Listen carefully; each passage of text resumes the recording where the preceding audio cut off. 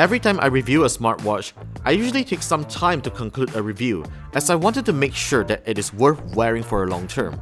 And the time has come to conclude the review of the Apple Watch Series 4 after wearing it for almost 1.5 months.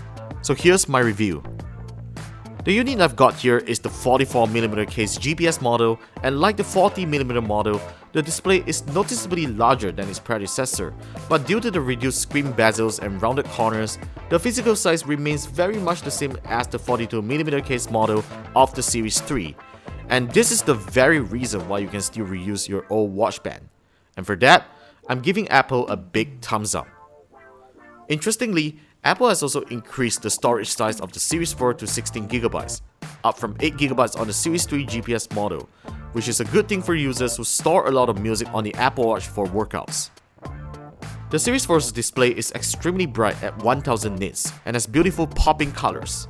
The larger display not only makes seeing things better at a distance with larger text, you also get to enjoy the new infograph watch face that tells you useful information on the complications you configure. It's just so useful than showing a pretty watch face. Series 4 includes several hardware improvements, such as the redesigned digital crown that offers a better mechanical-like haptic feedback, and it has that satisfying click when you press on it. The speaker has also been improved with a louder volume, and I can finally hear my callers properly when making a phone call. Alright, and this is how it sounds like when I'm speaking through the Apple Watch Series 4 built-in microphone. I'm not sure how it sounds like on the air, but I'm sure it's great. This is how it sounds like. I'm actually out on the office balcony where there's LRT passing by, there's moving cars on the road. I'm not sure if you can hear that ambient noise properly or not, but if not, that's a good thing because it should mainly focus on my voice alone. Probably the biggest hardware upgrade will be the new electrical heart sensor, which is able to read heart rate faster as compared to an optical sensor and does electrocardiogram. The feature is still not available at this time of the review, and it will come once Apple sorts out with the regulatory bodies here. Apple includes a next generation accelerometer and gyroscope on the Series 4 that enables them to develop a custom algorithm to detect a fall. While I haven't been able to experience the feature, and I really hope I don't need to, the fall detection feature cannot be easily fooled even if you try to fake it. You will need to have your medical ID set up to make it work, and enable it in the Apple Watch app under the Emergency SOS menu.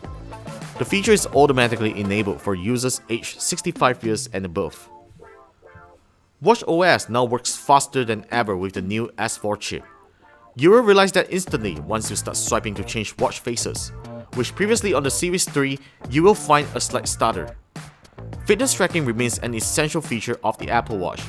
With watchOS 5, it is now able to warn the user both low and high heart rate. I love the occasional tips that it gives me to hit my move goal when I'm sitting on my desk the whole day, and a brief app automatically pops up should it detect that I'm having a long day at work. As good as its fitness tracking features are, native sleep tracking still isn't available, and you will need to depend on a third-party app for that, which sadly isn't the most accurate solution. Although Series 4 has a number of notable upgrades, I wished Apple had extended the usual 18-hour all-day battery life, or at least make the watch charge faster. There have been several times that I deplete the battery in a single day with lots of notifications and phone calls coming in, and I'll be left in the ugly power reserve mode the next day if I was too busy to charge it. That alone, I also wish that power reserve would at least show today's date or an extra time zone, and let's hope that happens on a watchOS update. If you're rocking an Apple Watch or even a Series 3, the Series 4's larger display is the #1 reason that you should be upgrading.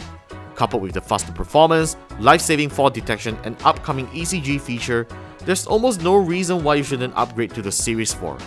It starts from 1749 ringgit for the 40mm casing and 1899 ringgit for the 44mm casing, costing slightly more than the Series 3's launch price.